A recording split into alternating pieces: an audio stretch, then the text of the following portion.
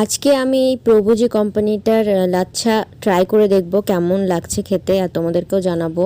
আর এটা কোনো sponsor video না, এটা আমার নিজের ইচ্ছা হলো তাই আমি করছি।